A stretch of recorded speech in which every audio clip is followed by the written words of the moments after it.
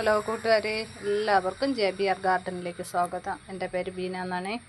നമുക്ക് നല്ലൊരു ഇൻഡോറായിട്ടും അകത്തും പുറത്തുമൊക്കെ നമുക്ക് സെറ്റ് ചെയ്യാൻ പറ്റിയ നല്ലൊരു പ്ലാന്റിൻ്റെ കെയറിങ്ങൊക്കെ ആയിട്ടാണ് ഇന്നത്തെ വീഡിയോ. സയൻസ് വേരിയ പ്ലാന്റ് എന്നും സർപ്പപ്പോള എന്നും അതിൻ്റെ മിനിയേച്ചർ എന്നൊക്കെ അതിന് പേരുണ്ട്. നല്ല ഭംഗിയും നല്ല ബുഷിയായിട്ട് ഈ പ്ലാന്റ് വളരും. ഇതിൻ്റെ ഒരു തൈ ഉണ്ടെങ്കിൽ തന്നെ നമുക്ക് കുറേ ചട്ടികളിൽ ആക്കി പിടിപ്പിച്ചെടുക്കാൻ പറ്റും ഈ പ്ലാന്റ്. അപ്പോൾ നമ്മൾ സെയിലിനായിട്ട് ഈ പ്ലാന്റ്സ് ഇട്ടിട്ടുണ്ടായിരുന്നു. കുറേ പേര് വാങ്ങിച്ച്.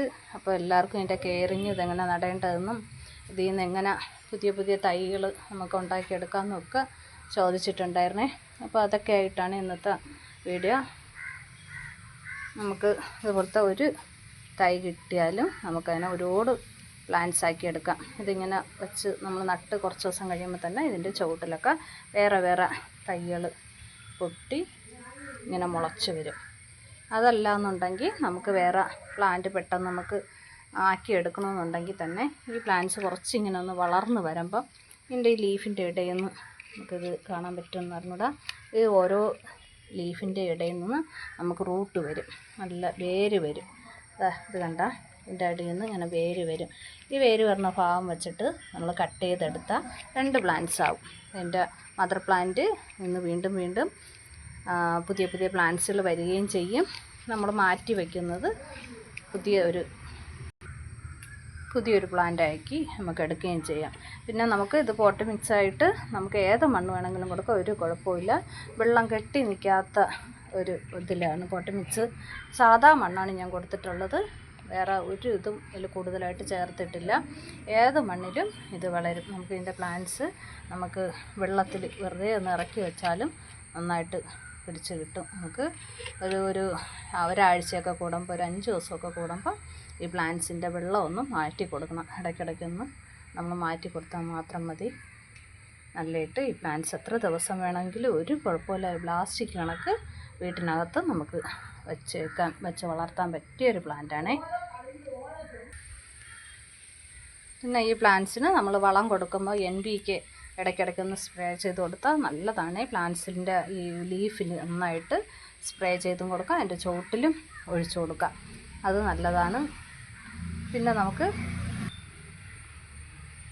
ചാണകപ്പൊടി, ഉണക്ക ചാണകപ്പൊടിയും ഇതിൻ്റെ ചുവട്ടിലിട്ട് കൊടുക്കാം. ഇത് ഇത്ര മാത്രമാണ് ചെയ്യണുള്ളൂ. ഒരു കെയറിങ് ഇതിന് ആവശ്യമില്ല. മഴയായാലും വെയിലായാലും ഒരുപോലെ ഇരുന്നോളും. നമ്മളിത് നട്ട് വെച്ചാൽ അതിനെ തിരിഞ്ഞ് നോക്കേ വേണ്ട, അത്രയ്ക്ക് നല്ല പ്ലാന്റ്സാണ്. ഒരു കെയറിങ്ങും ഇല്ലാതെ ഇത് വളർന്നോളും. നിറയെ തൈകളും നമുക്ക് കിട്ടും. നമുക്കിത് ബോർഡറായിട്ടൊക്കെ പ്ലാന്റ്സ് ഇങ്ങനെ അടുത്തടുത്ത് വരിക്കുക വെച്ച് കൊടുത്താൽ ഭയങ്കര ഭംഗിയാണ്. നല്ല രസമായിട്ട് ഫ്ലവർ, ഒരു താമരപ്പൂ വിരിഞ്ഞത് കണക്കൊരു നല്ല ഇതളുകൾ വിരിഞ്ഞ് ഇങ്ങനെ വന്നുകൊണ്ടേയിരിക്കും.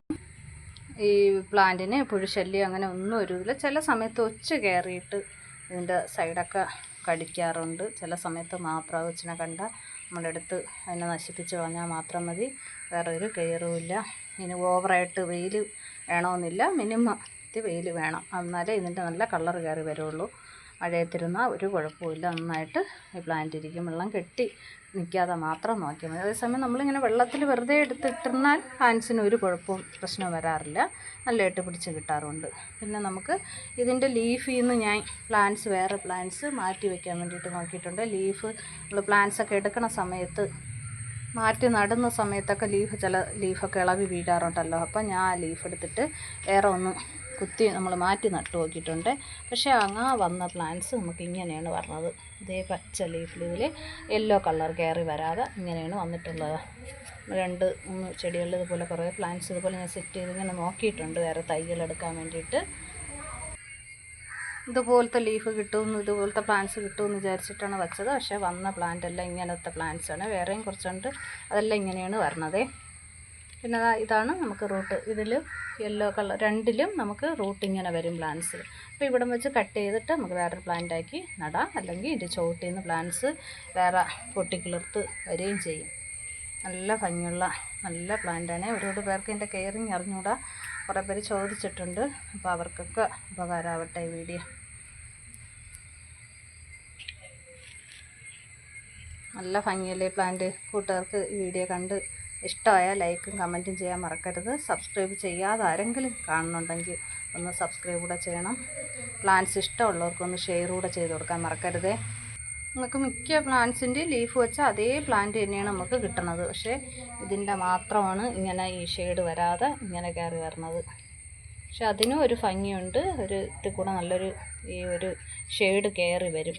ഒരു വൈറ്റ് ഒരു ഷെയ്ഡ് കൂടെ കയറി നല്ല ഭംഗിയായിട്ട് വരും. ഇതൊരു ഭംഗി തന്നെയാണ് ഈ പ്ലാന്റും ചിലരുടെ കയ്യിലുണ്ട്. ഇത്